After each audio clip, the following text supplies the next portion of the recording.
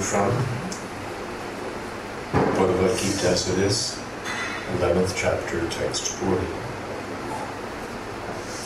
Namaḥ purastād atha pṛṣṭhatas namostute sarvata eva sarva ananta-vīryāmita-vikramas tvaṁ sarvaṁ samāpnoṣi tato sarva.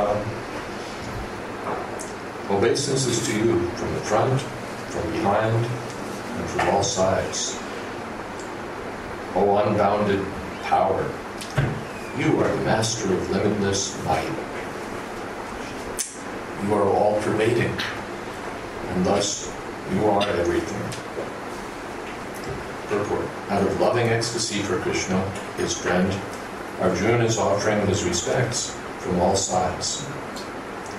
He is accepting that Krishna is the master of all potencies and all prowess, and far superior to all the great warriors assembled on the battlefield. In the Vishnu Purana it is said, Yo yam tavagato deva samīpam devata ganaha sattvam eva jagat shrashta yata sarvagato Brahman. Whoever comes before you, be he a demigod, is created by you, O Supreme Personality of Godhead. Om Jnana-timirandasya Gyananjana Shalakaya Chakshurmilitam Jena Tasmai Sri Gurave Namaḥ. Sri Chaitanya Manobhistam Stapitam Yena Bhutale Swayam Rupakadharmayam Uthati Shabbadantikam Vandeham Shri Guru Shri Jatapatakamanam Sri Gurun Vaishnavamscha Shri Rupam Shadrashatam Sahagana Raganatam Jitam Stam Sarivam Sadvaitam Savadhutam Prijana Sehitam Krishna Chaitanya Devam Sri Radha Krishna Padam Sahagana Lalita Sri Vishakhanvitam He Krishna Karuna Sindho Dīnabandho Jagatpate Gopesha Gopika Kanta Radha Kanta Namostute Taptakam Shagaurangi Radhe Vrindaneshwari Vrishabhanusute Devi Pranamami Muni Priye Vanchakopatarubhyascha Kripasinto Dhyayevacha Patitanam Pavanebhyo Vaishnavebhyo Namo Namaḥ. Shri Krishna Chaitanya Prabhu Nityananda Shri Advaita Gadadhar Śrīvāsaṁ Gaurabhaktavrinda. Hare Krishna,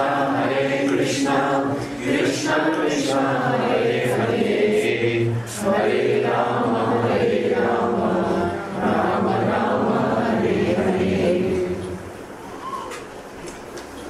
Namaḥ purastād atha pṛṣṭhatas namostute sarvata eva sarva ananta-vīryāmita-vikramas tvaṁ sarvaṁ samāpnoṣi tato sarva.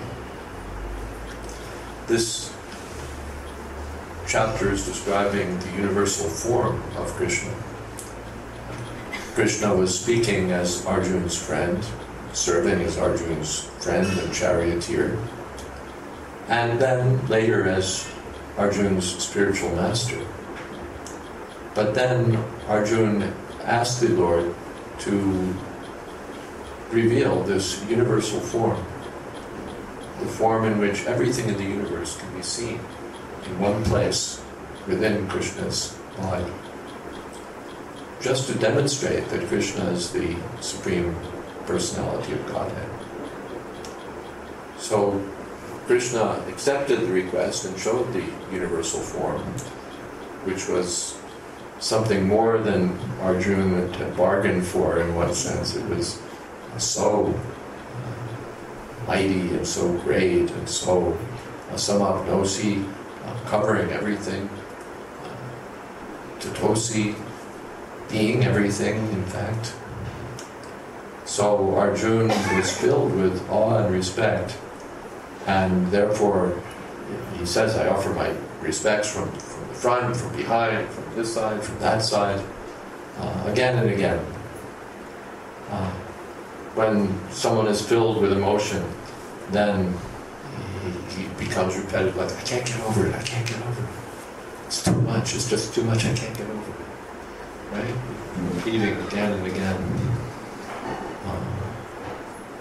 So Arjuna is struck with wonder and with awe, and repeatedly offers his obeisances to the Supreme Personality of Godhead. Ananta-vīryā, the person who has unlimited power, unlimited potency. Then he says, Saketi vatva prasabham yavuktam he Krishna he Yadava he Saketi ajanata mahimanam tavedam maya pramada pranayena vapi yachjavaha sartam sadkritosi vihara shayasana bhojaneshu ekota vapyachuta tatsamaksham tatkshamyetam aham aprameyam.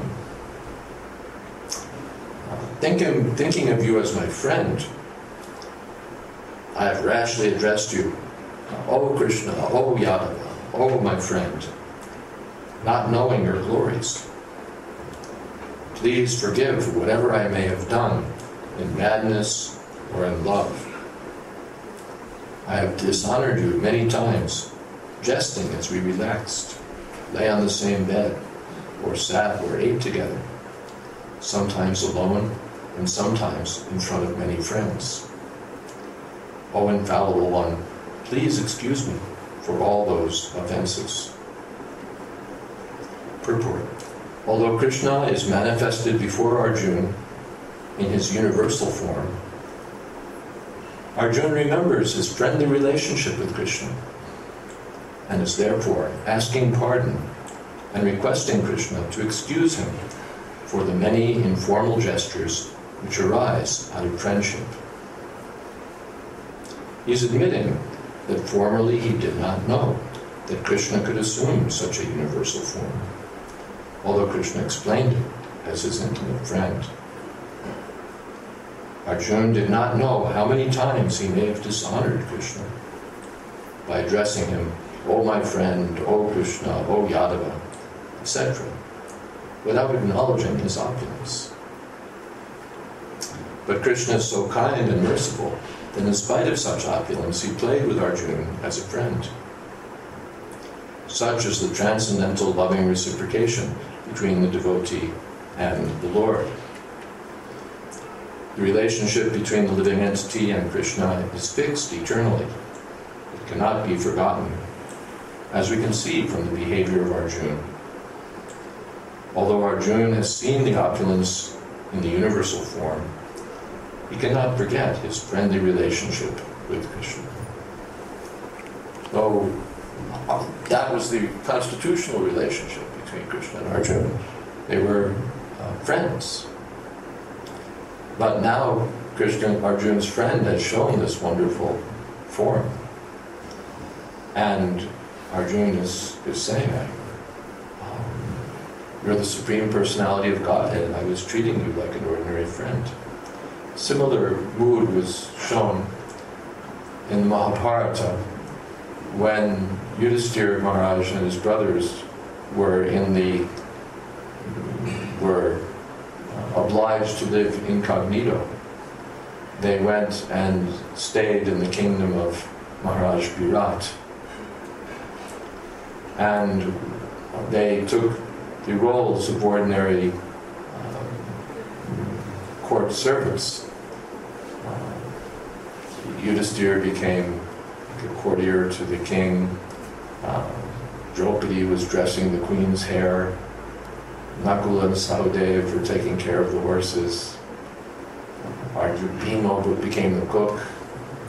Did we mention everyone? Arjuna became a dancing teacher for the king's daughter. So in this way, they became just like ordinary court servants.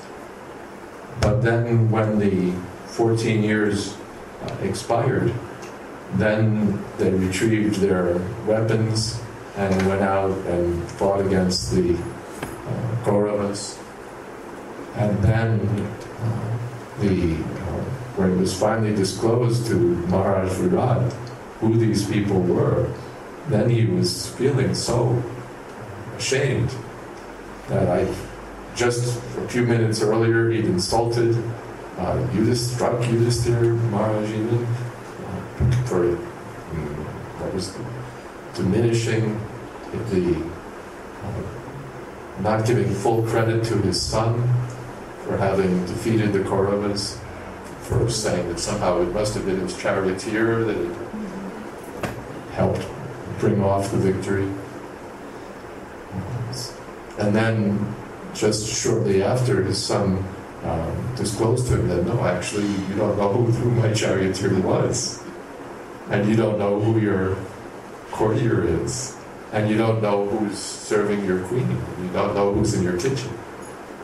And you don't know who's teaching your daughter dancing. These are all the greatest kshatriyas in the world, the king of the world and his brothers. Then the kings. What have I done?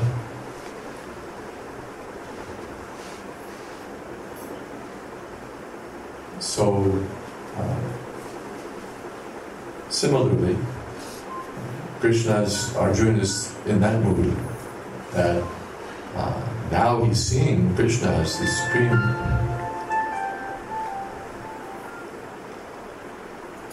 Now he's seeing Krishna as the supreme personality of Godhead.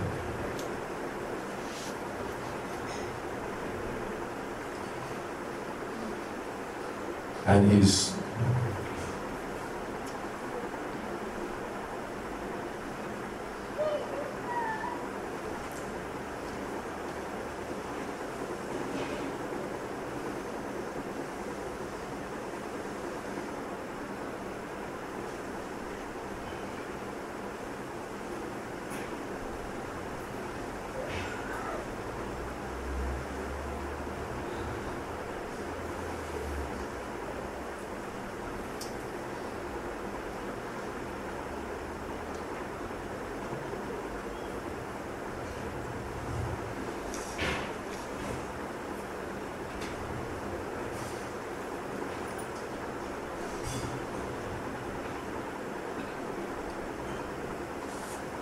come on in.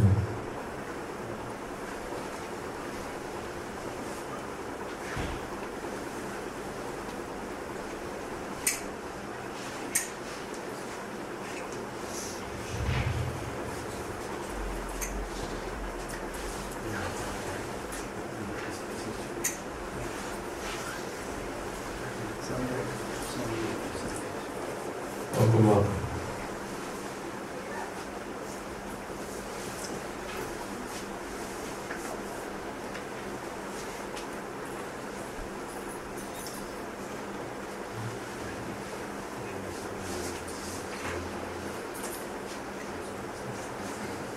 In a proper sitting, please.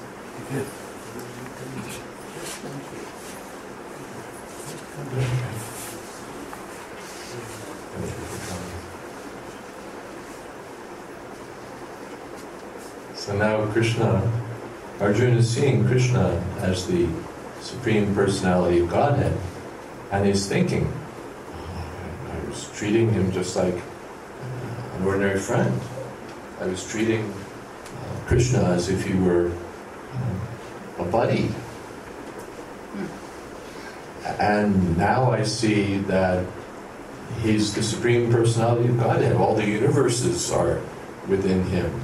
All the demigods are under his control. The sun and the moon are like his eyes.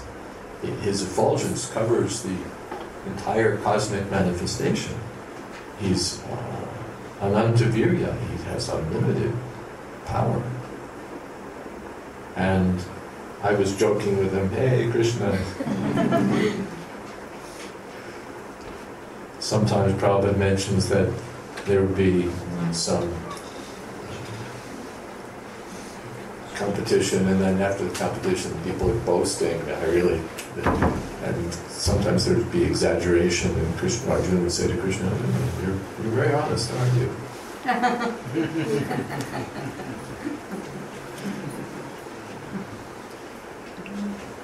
So, sadkatosi, I dishonored you so many times. We do that with our friends. We belittle them sometimes. You're a sharp dude, aren't you? Meaning just the opposite. So that's how the dealings with friends are. There's no respect shown between friends. It's equal level. So Arjuna was playing with Krishna just like that.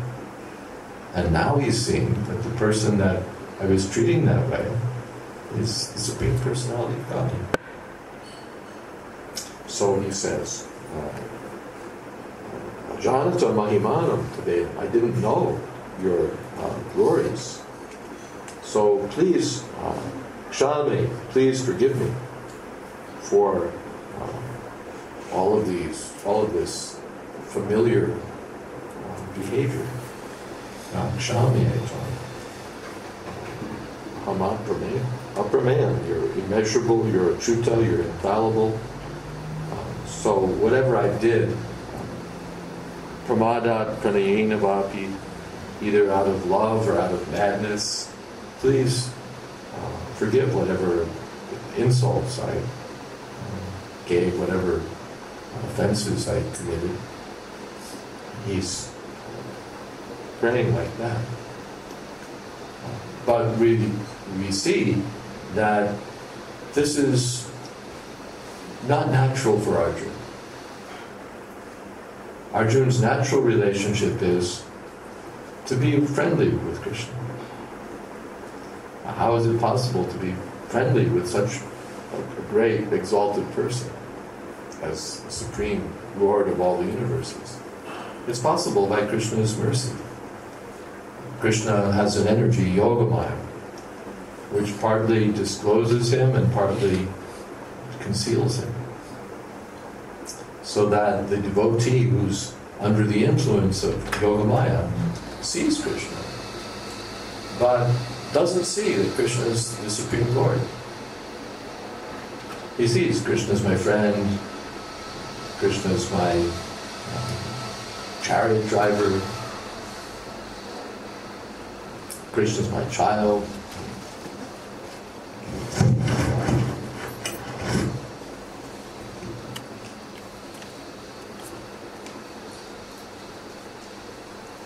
Because Krishna wants to enjoy loving dealings with the devotee in that mood, and the devotee wants to serve Krishna in that mood. But how is it possible when this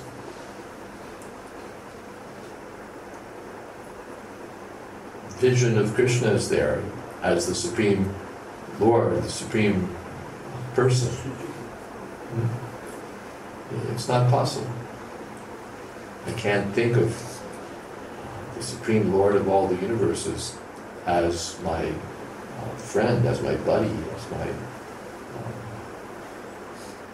chariot driver. So Krishna expands one of his energies in such a way that the devotee forgets. The devotee forgets that Krishna is the Supreme Personality of God. There's some devotees are in the mood of Krishna's parents. Krishna is the father of everyone. Aham bija pradapita. He's the father of all living beings. Aham sarvasya prabhu. He's the origin of everything. So he has no father, he has no mother. But some devotees want to serve him in the role of father, the role of mother, because the mother and father will serve the child very eagerly, very attentively, with love. So some devotees want to love Krishna and serve Krishna in that particular way. So one devotee, Yashoda Mai, takes the role of Krishna's mother. And she's sometimes chasing him with a stick, because Krishna is very mischievous. He steals butter from the homes of the local ladies and eats it with his friends and distributes it to the monkeys and causes all sorts of mischief. This is Krishna's business. So then, this is very bad. The child should not be allowed to misbehave like this. He'll grow up to be a delinquent. So Yashoda Mai chases him with a stick. The Supreme Personality of Godhead, she's chasing him with a stick. And Krishna's running away. My mother is chasing me, my mother is chasing me, she's going to punish me.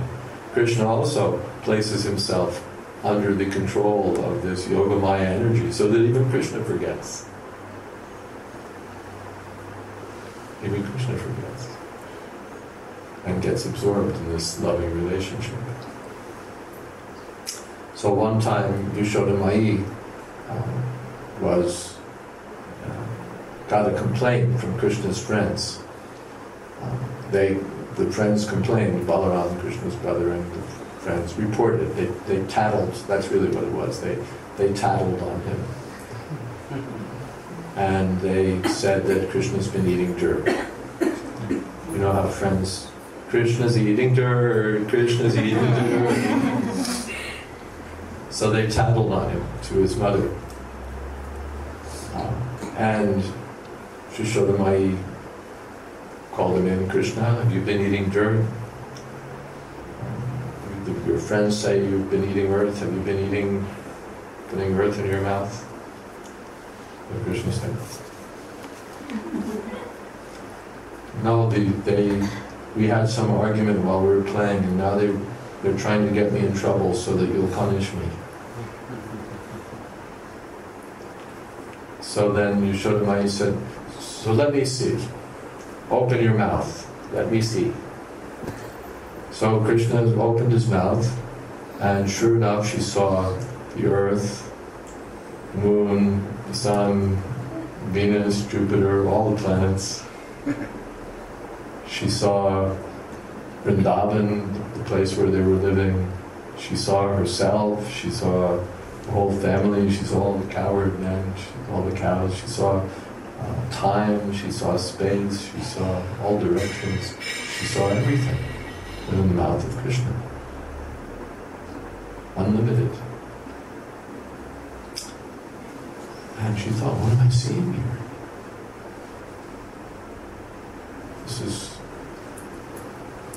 How is it possible? What am I seeing? And she began becoming philosophical that life must have been bewildered by the illusory energy to think that I'm the wife of Nanda Maharaj and all these people are my subjects and that Krishna is my son and so many things. This is so wonderful. And as she was thinking in that way, then Yogamaya stepped in again and covered the vision, and she told, don't do that again.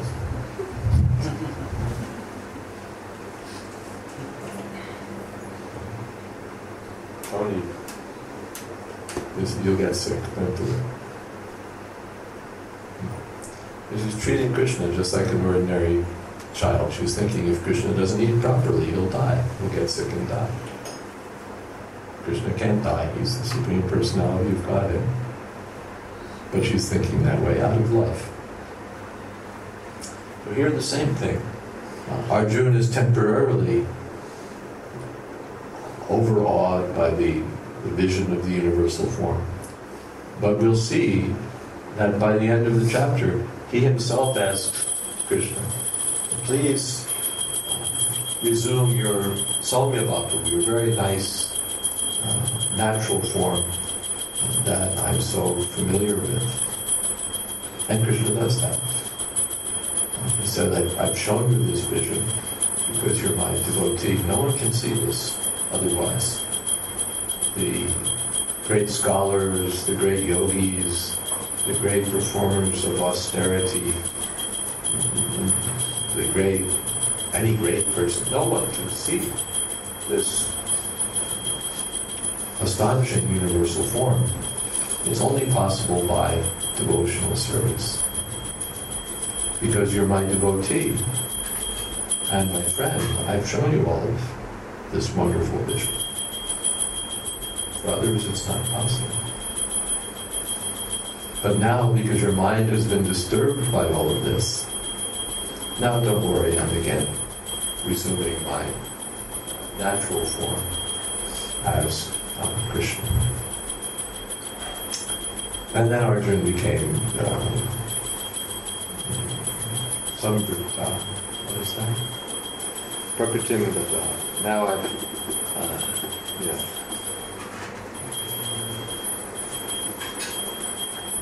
Idani must be samvritta sacheta. And now I'm back in my natural, happy state of mind, seeing you in this beautiful form.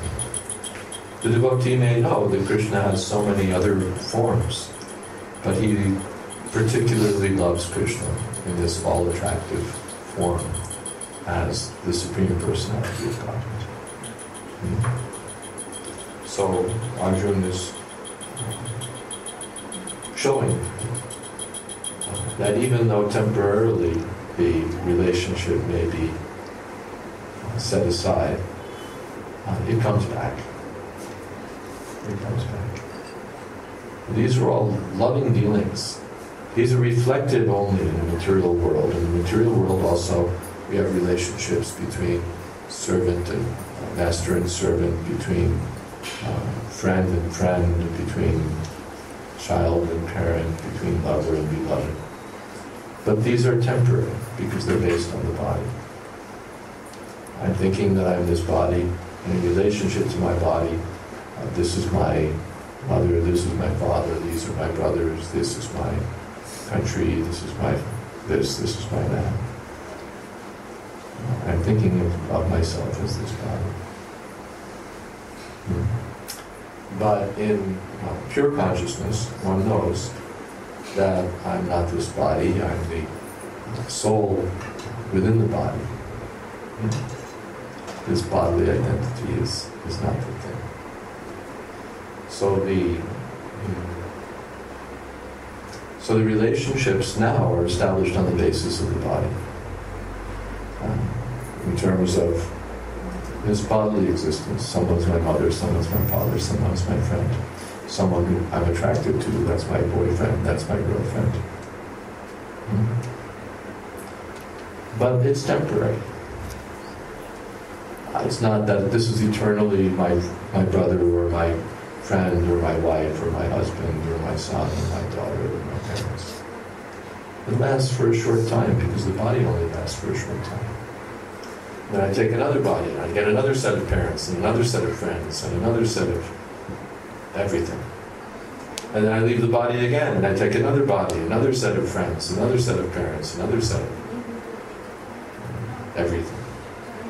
Then again I change my body and again another set.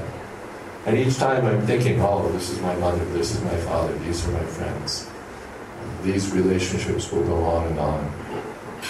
They have the slogan, a diamond is forever. A soft focus picture and something with diamond. But it's temporary. Even, what to speak, the wife dies or the husband dies, or else they go to court sometime in their married life and fight over the diamonds.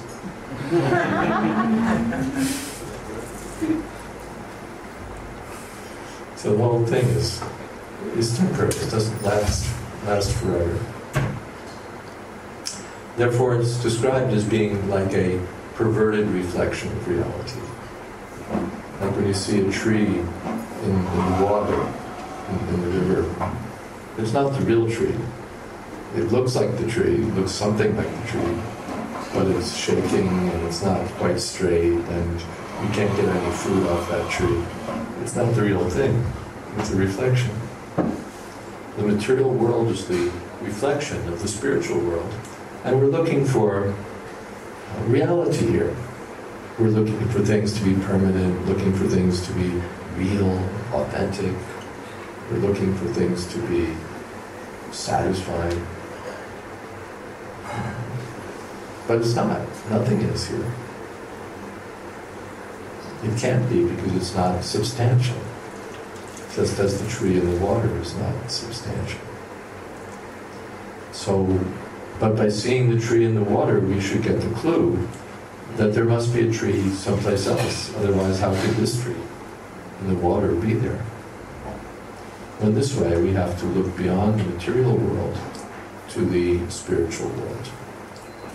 The spiritual world is not devoid of varieties. Otherwise, how could the varieties be here?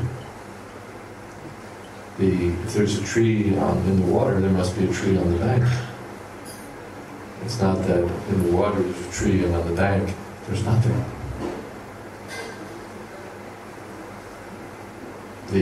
That there's a reflection means there's a reality also. So that's described in the Bhagavad Gita, that the spiritual world is there, where all of these varieties are found in their perfect original form. There's water, there's trees, there's houses. But the water is like nectar. And the trees give you any fruit you want in any amount. Here we get mangoes from a mango tree, we get apples from an apple tree. And you only get so many when they're in season. But in the spiritual world, what do you want? It's all there from any tree. The same tree will give you apples, it will give you mangoes, it will give you papayas, it will give you a new house, it will give you anything you want. They're called kalpa-vriksha, trees that give anything you want.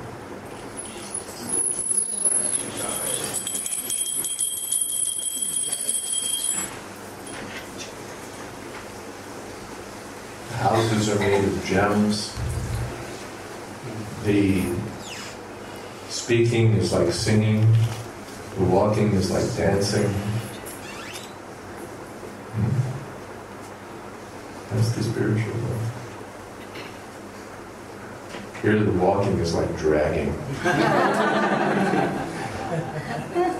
Speaking is like croaking.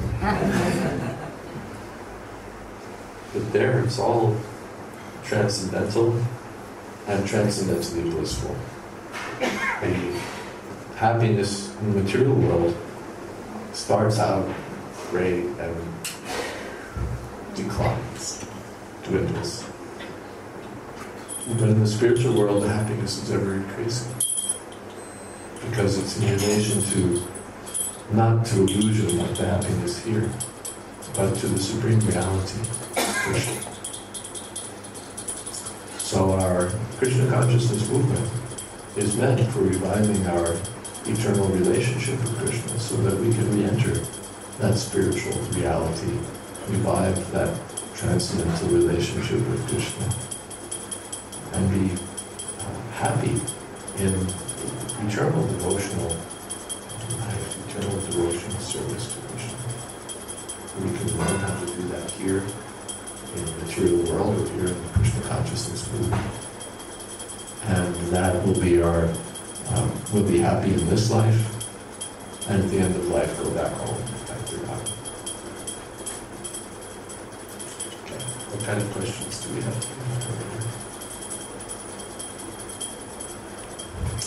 Who might have a question? Yes? Sanjay also witnesses the speaking of the Gita between Krishna and Arjuna. Does he remember it as well?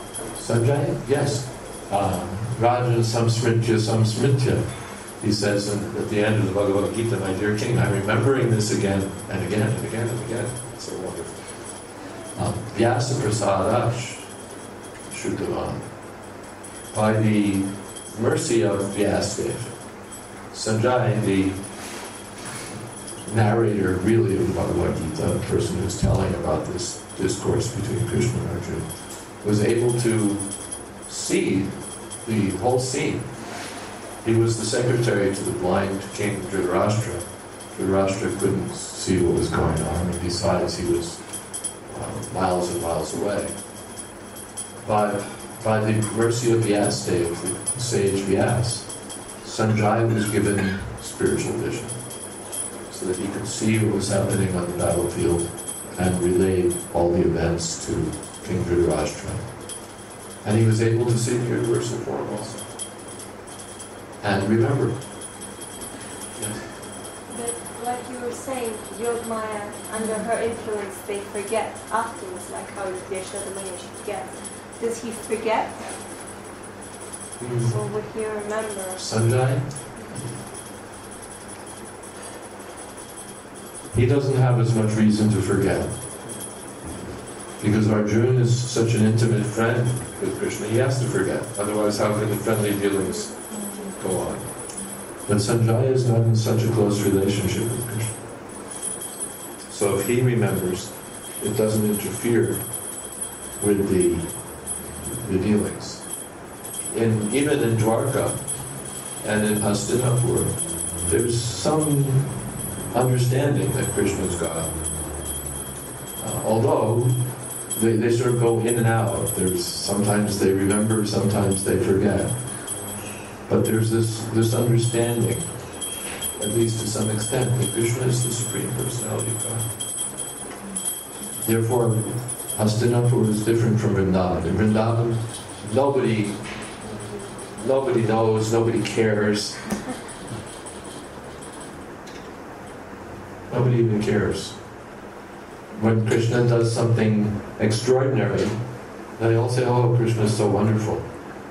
Maybe he's some demigod who's taken birth in our village. They don't think that Krishna is the Supreme Lord. When Krishna kills some demon, then Yashoda thinks, oh, God has saved my child. Her child is God himself, but she's thinking, God has saved the child.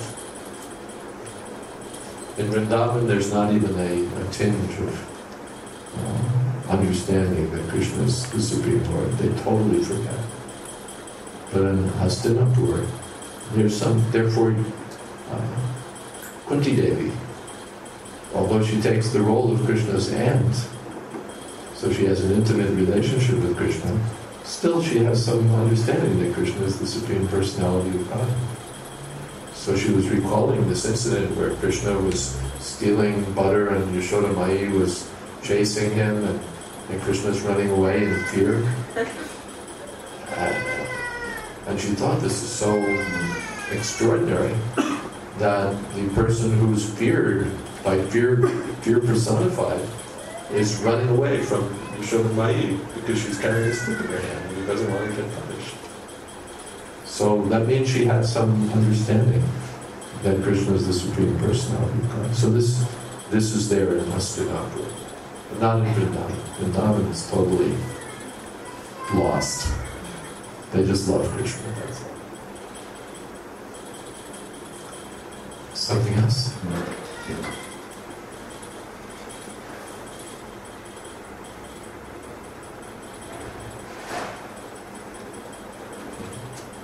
Has Krishna ever been in the form of a negative relationship with someone? Does Krishna have a negative relationship? Oh, yes. So, like, as a naughty son, but would he appear as your enemy or something? Yes, Krishna also appears as the enemy. When when Krishna was playing his pastimes, then the demonic king Kamsa sent so many demons to kill him. And Krishna reciprocated, all right, you want to kill me, I'll kill you. So he was the perfect enemy also.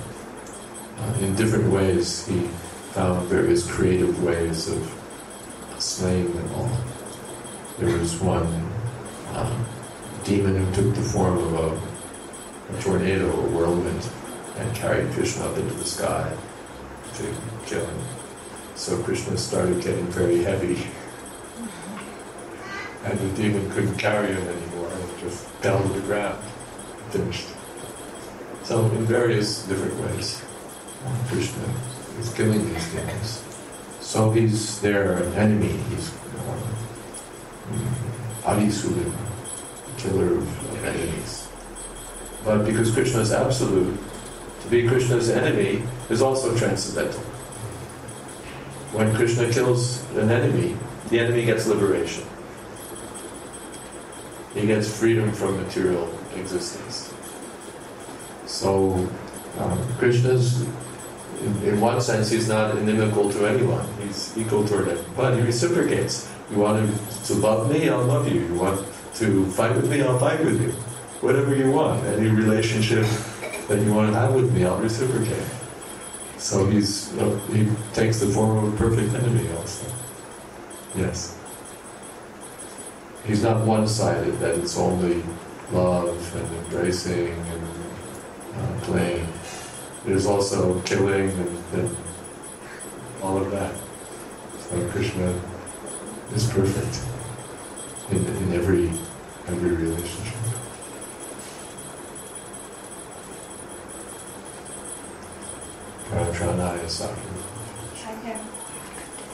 I'm Sumati Devidasi. I have some doubts. You have some doubts, good. Yeah, so there are 3 questions, if you can. Read.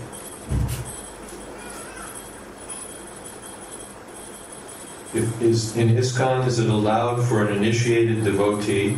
Let me look at all 3 of them.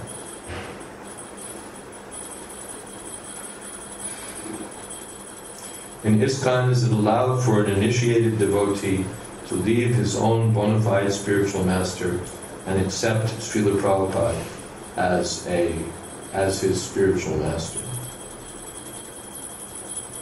In ISKCON, is it allowed?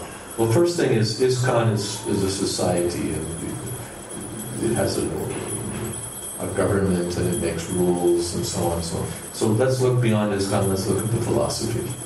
Because ISKCON is really supposed to be a manifestation of the philosophy. So, in the philosophy, is it allowed to leave? And of course, this question is written in such a way that it begs the question, really. To leave his own bona fide spiritual master. And then the answer is no. Then is the question, is the spiritual master bona fide, or is the spiritual master acting properly? And then the answer is yes. If the spiritual master is not acting, doesn't act as Krishna's representative, then he can leave. The disciple can leave. A Vaishnavo Padishtena. I couldn't remember more of the verses today than I could the other day.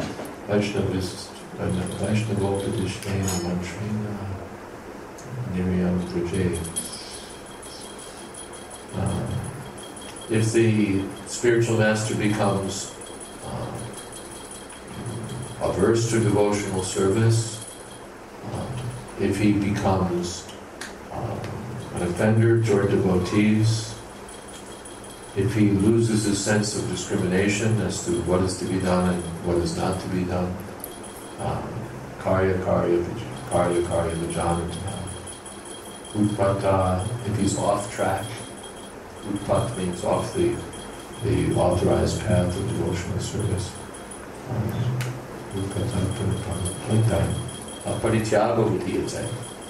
Then one should give him up.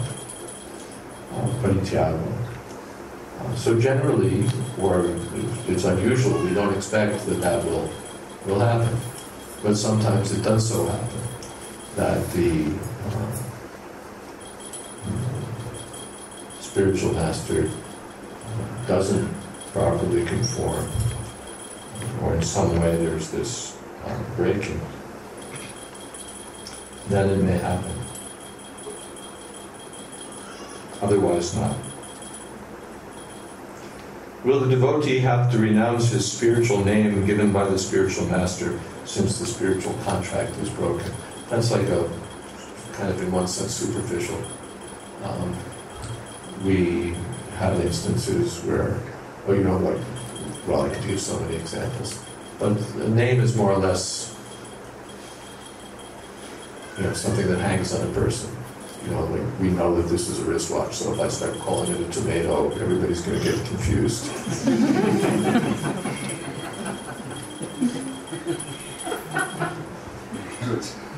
Even though sometimes we accept a spiritual name, but the government wants to see our old name. So we don't say, well, no, I don't have, that's not my name anymore. We still have that, our passport and that name, and so on.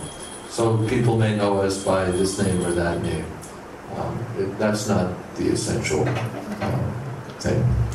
He may give up that name, he may keep that name. That's not crucial to the question. That's not crucial to the question. The crucial thing is about the relationship.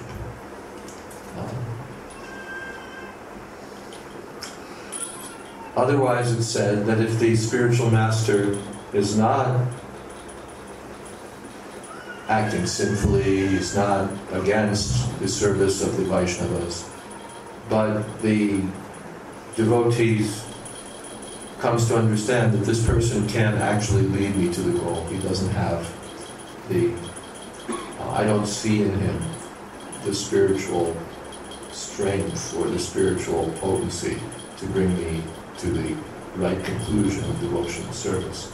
And he may respect that spiritual master, but he'll seek guidance elsewhere. That also happens. Then there's no question of changing the name or anything like that. But he just comes to see that the purpose for which I came, I'm not going to achieve by following here. So he tries, so he seeks guidance elsewhere.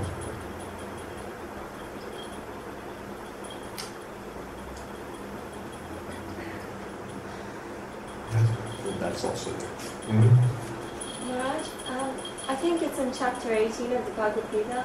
There's a specific verse about the qualities of a Brahman.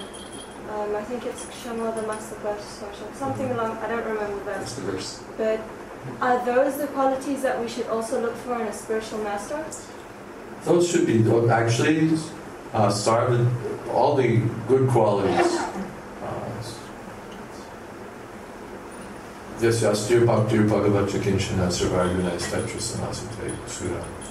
All the good qualities will be found in the devotee, and what to speak of the spiritual master. But we have to be careful not to have material vision. Oh, the guru got angry, he's not a guru. That's not... Rupa Goswami cautions that one shouldn't see the spiritual master from the material point of view and see that he's got a bad complexion, or that he's diseased, or he needs glasses, or he's walking with a limp, or he's sometimes irritable. That's like seeing the Ganges, and you see some mud in it, or you see some things floating in it, and you say, oh, I thought this river was pure. And now I see there's stool floating in it, there's this or that. So that's material vision. Superficially one sees some defect, when one should be seeing in a more deep way, seeing the spiritual qualifications of the Ganges, or seeing the spiritual qualifications of the spiritual master. One shouldn't think of when to speak of the spiritual master, even the Vaishnava jati buddhi. One shouldn't think that here's a Vaishnav, but he's an African Vaishnav, or he's an American Vaishnav, or he's a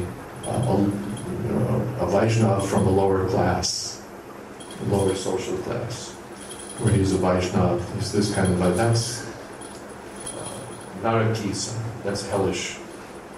described as being hellish mentality. On the spiritual platform, Krishna's devotees are not Chinese or Americans or Africans or low class or high class or any of these things. They're all beyond all of these material designations, sarva-pari-vinirmukta. So if we see the Vaishnavas and think, just like sometimes our friends in India see that way, they see, yes, they may be Vaishnavas, but they're not fit to enter the temple because they're not Indians. Or they're not fit to worship the deity because they're not Indians, or they're not born in a Goswami family or a Brahmin family or this or that. Narakisa. That's described in the Shastra as being a hellish mentality. To see the Vaishnavas as being, Vaishnavas are called Vishnujan. They're God's own men. And to see God's men as being African or Indian or American or British or Chinese or high class or low class is an offense to Vishnu. Worse than an offense to Vishnu, it's an offense to his men. He's more offended when his men are offended. So one shouldn't see that way, and one shouldn't see the spiritual master that way. Guru Shunadamati. One shouldn't see the spiritual master as being just an ordinary human being, because he's representing the Supreme Personality of God. So these are some of the instructions. Did that answer your part of the question? Yes. Yes and no? Yes, or I you have have one? another question. I'm a person who doesn't really have much knowledge on the scriptures, and I will admit I do not like to read. So in a case like that, what would I look out for in a spiritual master if I were to... I'd like to aspire for initiation at some point in my life. What qualities should I look for in the spiritual master? Okay. You want me to give you a shortcut answer so you don't have to read? Guidance.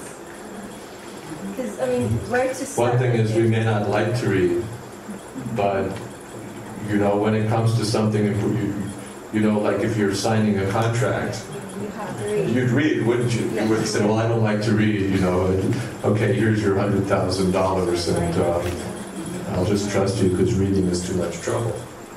When it comes to something important, you read. So these are important matters for a person on the spiritual path. It would help us to read at least the relevant portions. These things have been collected in different ways. They're there in the books. You don't have to read it 50 hours a day. Read a little, read a little, read a little, so you go over time. Prabhupada said, little drops of water wear away stone. So read a little, read a little, read a little. At the end of reading a little, you'll know a lot.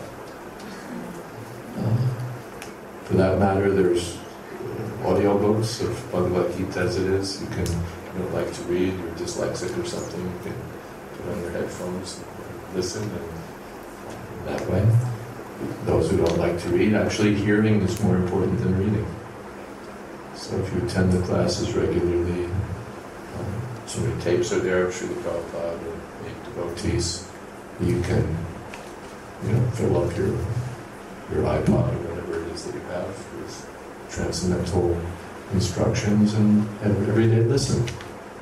And you'll get the knowledge that way. In summary, Shrotriyam Brahmanishtam. The spiritual master should have heard in the disciplic line. He's heard from an authority, heard from an authority, heard from an authority. And Brahmanishta, he has full faith in Krishna. He's always engaged in the service of Krishna. Elsewhere it said he's heard, and he repeats the same thing. Prabhupada said that's the essential service rendered by the spiritual master. He repeats what he's heard from his spiritual master, like a postal peon, Srila Prabhupada said. What we would probably call a postman, or a mailman. Mailman, right? That's the usual term. They probably said postal peon. So the postal peon or the mailman gets a letter from you, and his job is not to interpret it or improve on it, scratch something out, add a little something to make it clear. His job is what has been written in the letter. All he has to do is deliver it to you as it is. Then he's a postman. So the bona fide spiritual master receives the message and transmits the message as it is. He doesn't add anything or subtract anything or change anything. The same message that he's received, he transmits. So it should match. It should match. It matches the scripture. It matches the message given by the saintly devotees. It matches the message of the predecessor acharyas in the line. And he acts accordingly. It's not that he gets on the seat and he preaches something that sounds really great, and then when you find out what he's really doing, it's a whole different story. His life and his teachings are the same thing. Is that okay? Yes? Is there such a thing as a Krishna devotee? As a? Krishna devotee. A Krishna devotee? Yes, and what is a Krishna devotee? What is a Krishna devotee? Yes. Krishna devotee is a person who uses his senses to give pleasure to the senses of Krishna. In the material world, we use our senses like our eyes and our ears and our tongue, and these are like active senses, hands and legs and sense of touch and so on. They're called senses, but they're senses that do things instead of finding out things. So in the material world, we use all of our senses for our enjoyment. My eye is on the lookout for something to eat, and I find it, and the tongue goes, yeah. You know, the hands go out there and can grab it from wherever it is, and the tongue. So I'm pleasing my tongue. I'm pleasing my ears. I want to go to that concert where I can hear whoever it is do his music. I want to see such and such, whatever it is that I want to see. I want to touch this, I want to feel that, I want to smell this, I want to taste that, because that's how I can be happy.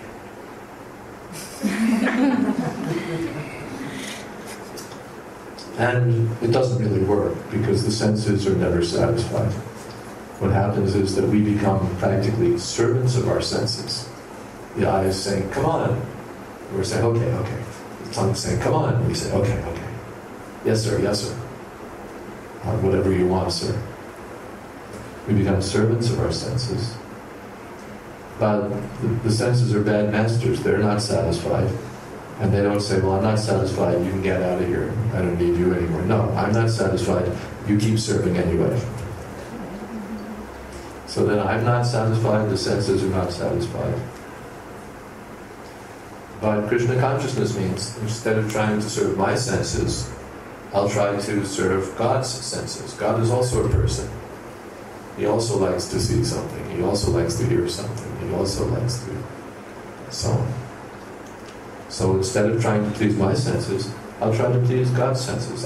Instead of speaking something meant to get something for myself, I'll speak something about Krishna, something to glorify Krishna. Instead of using my ears to hear about the mundane news or to hear about, hear some rock music or rap music or whatever kind of music, I'll hear transcendental sound. I'll hear Krishna's holy name.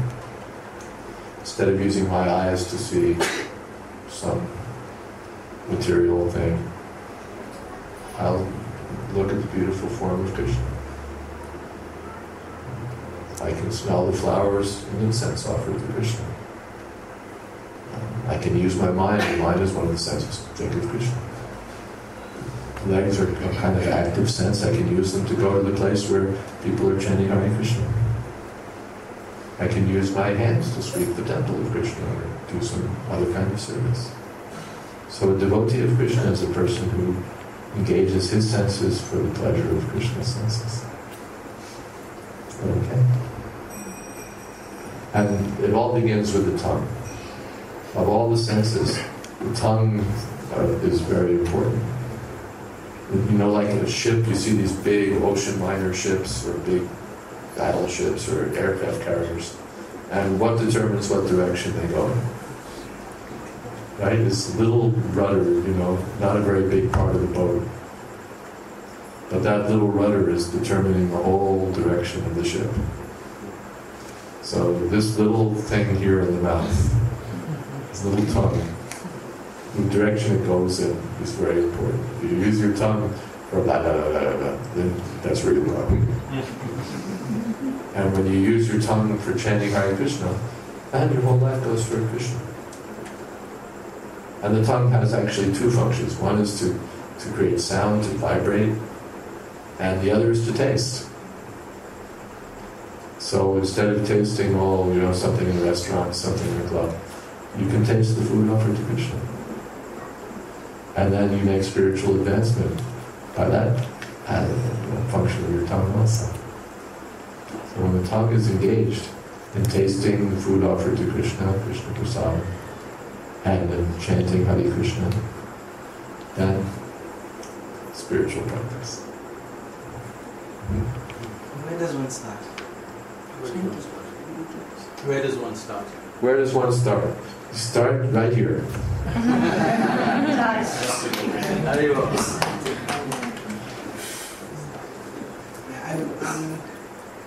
I was asking because I'm new. Yeah. And clueless. New And clueless. and clueless. Yes. I was invited. Okay, now you're new and you have a clue.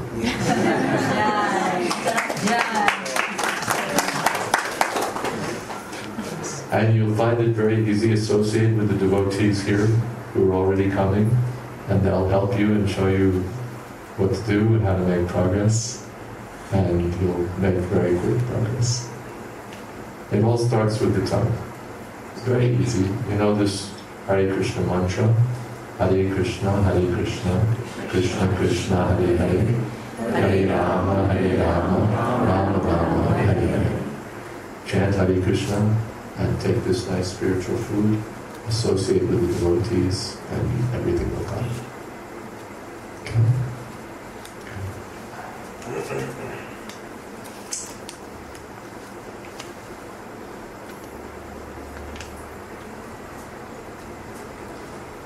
Today we have one more question. Will Krishna accept the devotional service which is not in the disciplic succession? No, Krishna doesn't accept the devotional service which is not in the disciplic succession. Disciplic succession means from master to disciple in the line of teachers. That's the way to understand the science of Krishna.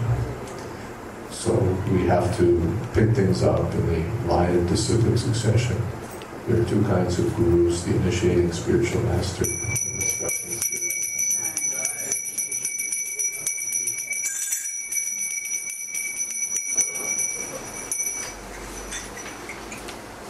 So we have to keep ourselves in the line of the bona fide devotees, not strike out on our own, discover new territory, make up something, concoct something. We have to follow those who are following. That's called disciplic succession. To follow those who are following.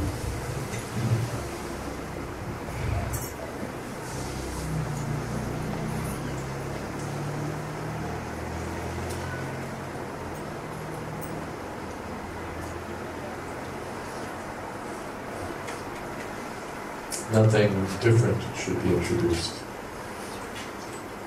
Nothing different should be introduced. Especially in ISKCON, what Srila Prabhupada has introduced as the founder Acharya, the standards he set, the teachings he's given, that should be followed. Nothing, what's the word? Askew from that should be introduced. That will cause sometimes. Misunderstandings and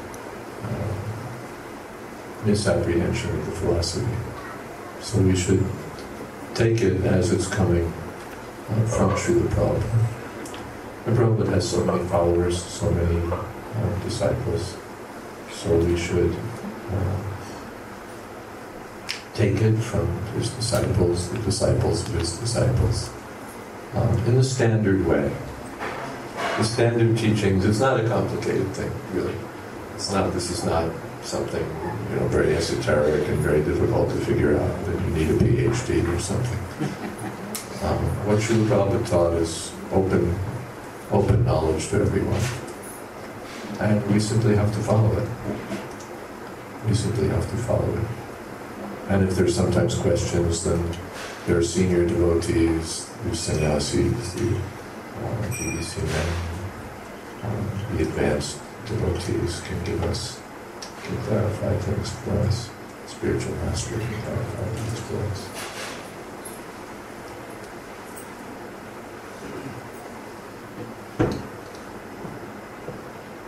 So there are no two opinions. It's one standard conclusion.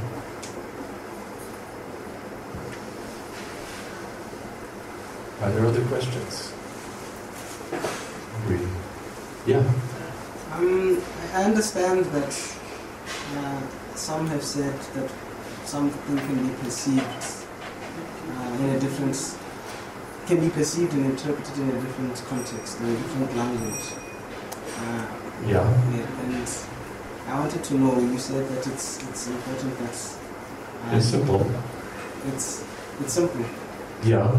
It can be, language may change. We published our books in about 90 languages, and we want to publish in more. So the language may certainly change. Or someone may use language that's, the college professor speaks a little different from the truck driver. But when the conclusion is the same, then it doesn't really matter. The professor says that 2 plus 2 equals 4, and the truck driver says that 2 plus 2 equals 4. And the professor may express it in a little more highfalutin language. But the sum has to, at the end, you have to have 4. You can't have 5 or 3. Is this why earlier you mentioned that one can decide to go find somebody or somewhere else to follow, as opposed to... So within this society, this is sort of within the society of devotees, one should seek proper guidance.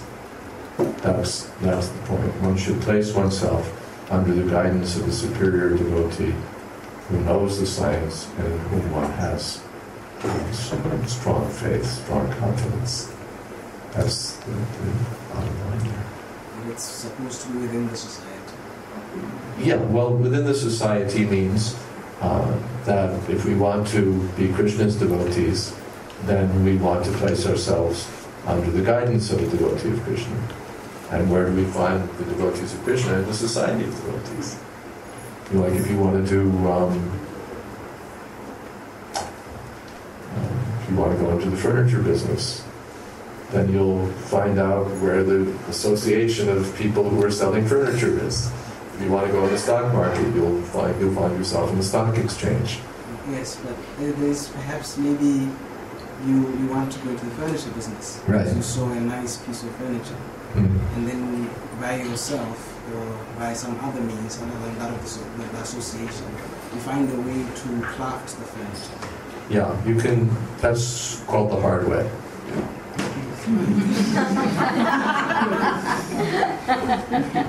Right, you want to go into the furniture business, so you're going to figure out how to buy and sell furniture, you're going to figure out how to make furniture. The people who really know how to do it are the people who were taught by their father, for example. Right? The father was in the furniture business, the son is in the furniture business, grandson is the next one to be in the furniture business. The father was making furniture, the son was making furniture, the grandson. And they learn all the secrets and all the tips and all the techniques and all the ways to save time and money and all the ways to make it look a little better. Right? Because they're placing themselves under direction. If you want to fly an airplane, You don't want to figure it out by yourself.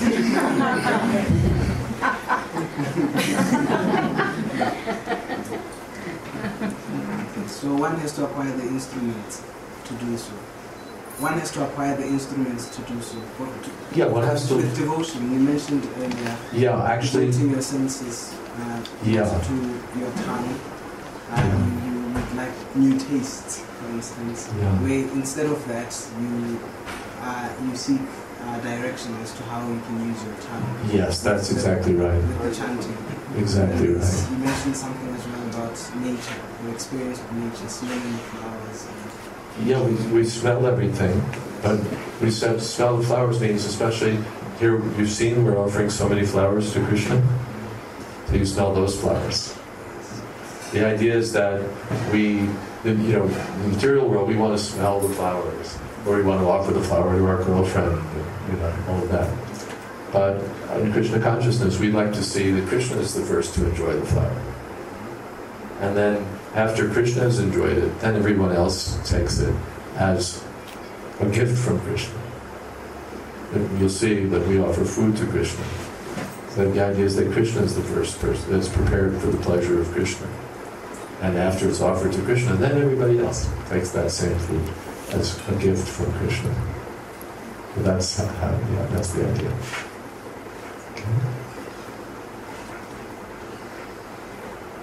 Maharaj, there are a lot of people who do deity worship at home.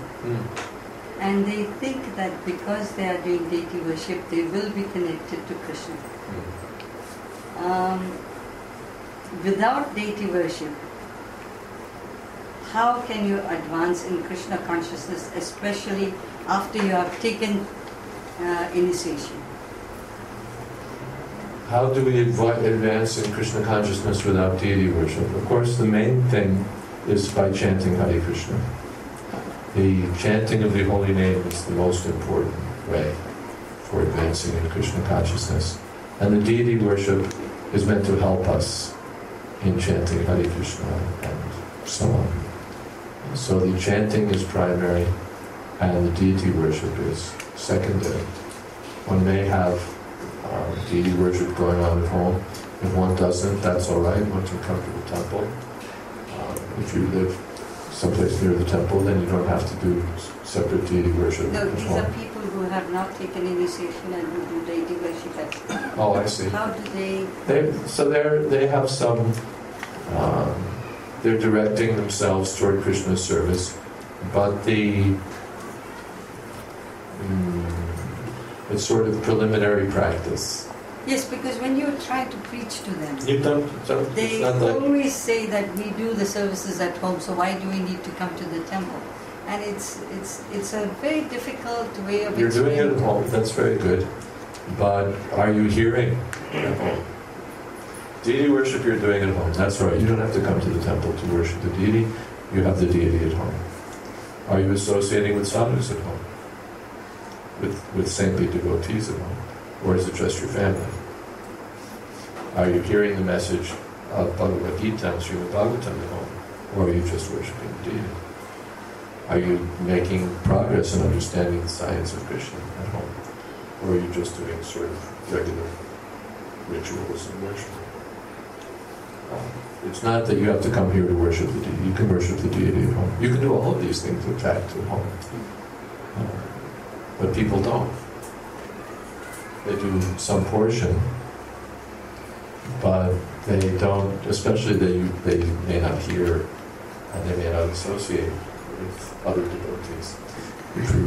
Somebody said, well, I read the books at home. If you're reading the books will say, associate with the devotees. From another point of view, why not come? That's right, you're worshipping Krishna at home. Why not also come to the temple and associate with the others who are doing the same thing? Like scientists, they do their research at home. In their home university, at the lab, they do all their research. But then they're always looking forward to getting together at some scientific conference where they exchange research and results and theories and ideas and promising avenues of further research and all of that kind of stuff. They'll say, well, no, I'm doing my research at home. Right? They get together with other scientists, and that's how science moves ahead. So Krishna says in the Bhagavad-gītā, the devotees like to get together. Satam prasangat namaḥ, the message has potency. The message is realized when we hear it in the association of the devotees. So that's the main purpose. It's not simply to worship the deity. Yeah, you can do it at home. It's to associate with the devotees and to hear. And if you're really advanced, because there's two things. There's I worship the deity, and then there's I help others engage in the worship of the deity. The person who worships the deity is called a neophyte devotee. And the person who engages others in the service of the deity is called an advanced devotee, or at least a middle standard devotee. This is just the beginning. I worship at home is, okay, it's me and Krishna. That's good. That's certainly better than me and Maya. But we're happy you're worshipping the deity, so it's you and Krishna, if you're really focused in that way. Now what about everybody else? You're lucky. You may have been born in India, let's say. That's probably the case. Okay? You're born in India, and so your family was worshipping the deity, and so you're worshipping the deity. Well then, lucky you. Now what about all the unlucky people? What are you doing for them? Nothing. You're a miser.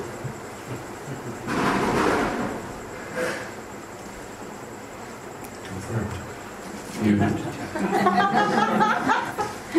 You got this very valuable thing and you want to keep it to yourself, miser.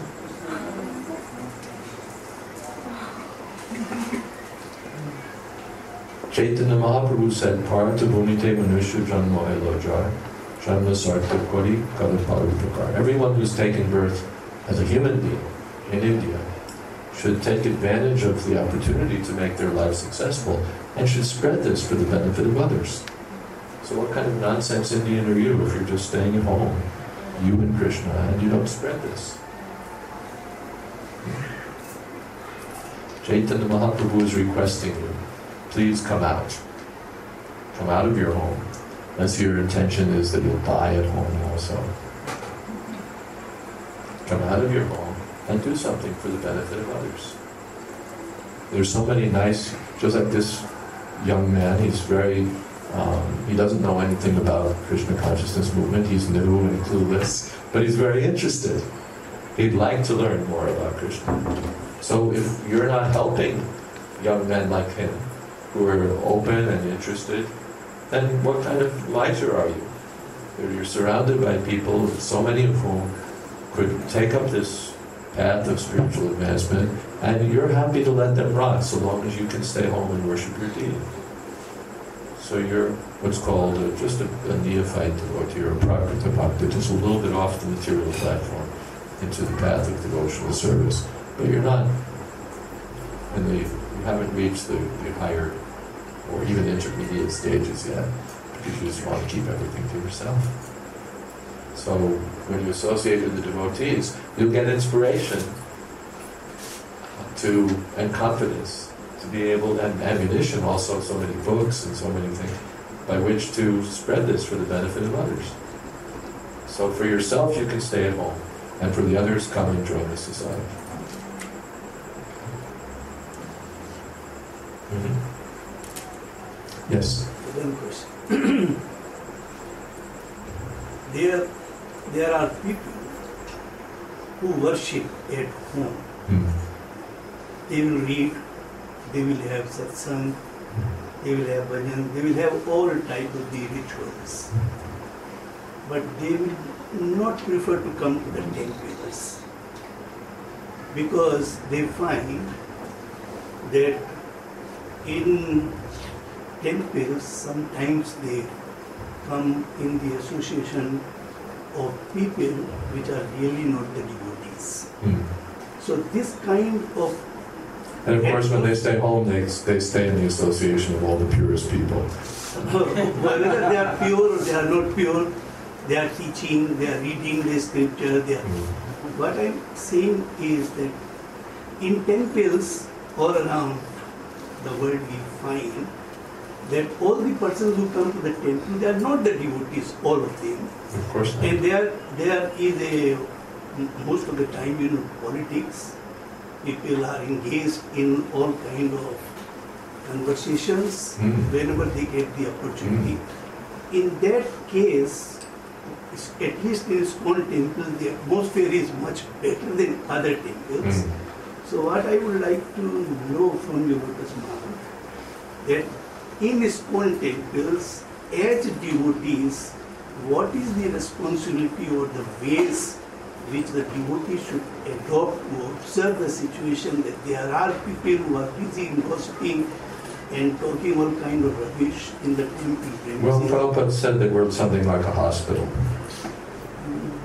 I'm not going to go to that hospital because so many people there are not healthy. So even though I'm not healthy, I'm not going to go there because I looked and I saw that, there's so many sick people there. So why should I go? But that's the nature of a hospital, that it's meant for curing the diseased people. And once the people become healthy, then we're happy. But along the way, they may still be half diseased, or quarter diseased, or 75% diseased. So if the hospital says, "I'm sorry, you're sick, we're not going to let you in." So we do that. We admit everyone who shows an interest in coming. They may not be very advanced, or they may be very advanced. They may be any place in the spectrum. And we invite them to come. And when they're singing and dancing and chanting Hare Krishna and engaging in the service of Krishna and taking pṛṣṭhatam, then they're on the platform of pure devotional service. So the secret for successful temples is this should always be going on. There should always be kirtan. There should always be discussions of Krishna.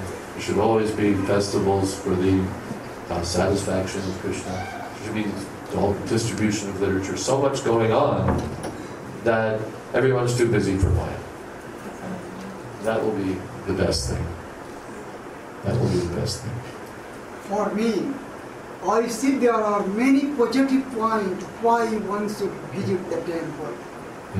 And regularly visit the temple. And regularly visit the temple. As one they get the association with the good devotees, certainly some are not, but certainly there are many good devotees. That is one of the most important points for a spiritual advancement. Second, it provides inspiration, motivation, always the confidence to practice at home. When I come temple, I practice more at home. When I lose the temple, I see the commitment at home, it is also getting lost. The more points. In the spiritualism, I have seen in the Gita and the Ramayana, always devotee look for the positive point. As the Krishna himself say that he is a servant of his devotee. He is not looking for the negative point. So as if I claim myself I am a good devotee, I have no time, or my eyes or my mind does not see negative point in the temple. There are many positive points that the mind can be filled up with them. That's also very good. Prabhupada said that the flies look for pus and the bees look for honey. So I say that we should always come to the temple. Whether we worship at home, that's great, but we must come to the temple. If someone has temple phobia,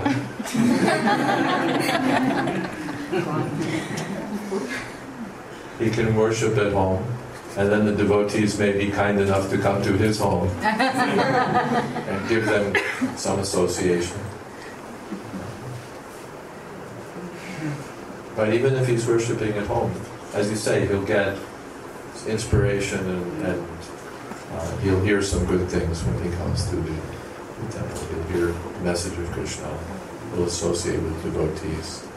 And it helps also because sometimes I stay at home and I think, yes, I'm, because all these devotees are, so I'm just going to stay at home. So then he's staying home thinking, at least I'm a good devotee.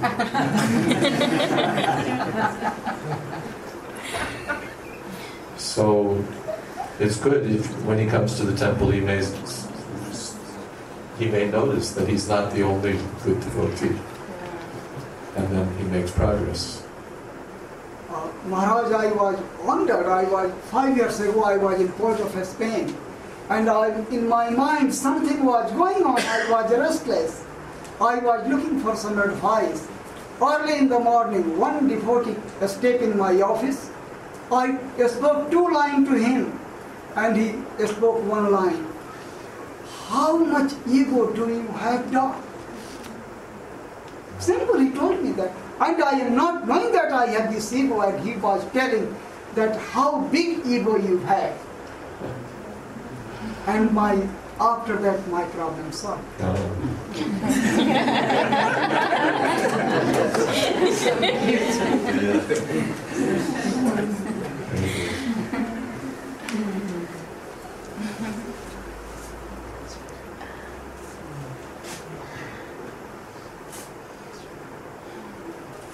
So yes, come to the temple. The temple is being made available for everyone's benefit. And we'll get so much.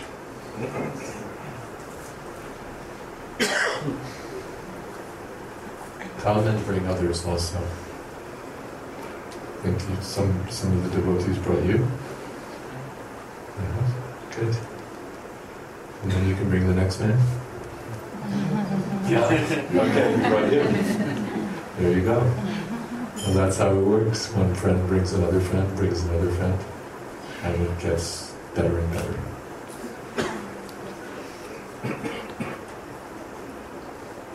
All right. Anything else?